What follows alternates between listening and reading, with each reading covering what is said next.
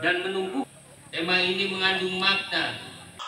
Peringatan HUT RI ke-77 tahun Desa Nangerang, Kecamatan Cililin, Kabupaten Bandung Barat, gelar upacara di halaman kantor Desa Nangerang. Upacara dilaksanakan setiap tahun sekali di Desa Nangerang.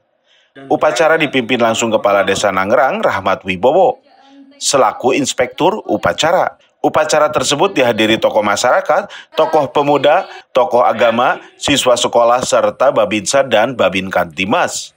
Kepala Desa Nangerang, Rahmat Wibowo, menyampaikan, dalam peringatan HUT RI ke-77 tahun ini, pihak Desa Nangerang terus mendorong dan memberikan motivasi agar dapat berkembang dan maju ke depan. Alhamdulillah, pelaksanaan peringatan 17 Agustus Kemerdekaan Republik Indonesia yang ke-77 di tingkat pemerintahan Desa Nangerang sudah selesai dilaksanakan, berjalan dengan lancar dan sukses.